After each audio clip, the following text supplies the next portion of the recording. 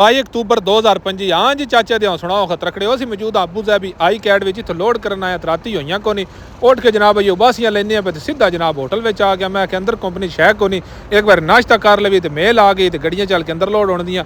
ਨਾਸ਼ਤਾ करने तो बाद जनाब छाड़ लैग सीधा लारी वेच कंपनी च गए तो उन्हें आख्या भाई झुला पलाने पा लो इस तो बगैर हम फाइन मारेगा। मैं आख्या असीं पा लेने असीं खोती भून भी नहीं सकदे छोटी वाली जगह ते आ गया तो मैं आख्या हुण गड्डी वेचियां सिरे तो ला छड़िए क्योंकि हुण थल्ले लैग जे पाना अज मेरी आग फड़कदी है भी मेरे ख्याल नाल फस गए ते फस भी बड़ा डाडा गए। मैं आख्या हुण वेने की बनदा उत्ते हुण लोहे दे फ्रेम धार छड़े पासे मैं फिर के वेख्या मैं निक्का पैप कोई नहीं पता दिसदा वेने आए अल्लाह खैर करे बा बला ही चाहिए हुंदा आज बनी साडे जोटे दी खैर अद्धा उन्हें धार छड़िया ते दूजा एक रह गया। मैं क्या धरे उस तो बोड़े काट जो कुछ होना ही होते अगे हो गया। तो लंगर आर्डर किए जनाब वो जनाब डिलीवरी वाला लैके आ गया। मैं हाजिरा ना क्या फद लिया मरिंडा का कोप सटिए तो फ्रैश हो गया। तो बाद बेल्ट शर्ट मारे तो उस तो बाद जनाब तारी लाई क्योंकि सज्जा भी नहाते को ने खत शत कराया। मैं क्या बोड़े अगे निकल के एक बार नहा लवीए ए पाकिस्तानी भाई जनाब फैसलाबाद दे जनाब बर्फी खवाइए नाले बनाइए जनाब वीडियो उस तो बाद जनाब द्यों लै गया। मैं क्या हुण अल्लाह खैर करे निकलने की तैयारी करी तो बाद असीं जेडे कोड़े आस चाक मारियां मिजान उत्ते। मैं क्या वजन वेख लवीए 22.5 टन वजन है निकल के जनाब पार्किंग चा के ब्रेकां चेक करते हैं जनाब। आज दे विलाग दा फुल विलाग जनाब असीं अपने फेसबुक पेज ते पोस्ट कर छड़िया तो ओदा जनाब लिंक तुहानूं बायो च लभ जादा। टाइम भी तकरीबन 9:30 दा हो गया। हुण सोने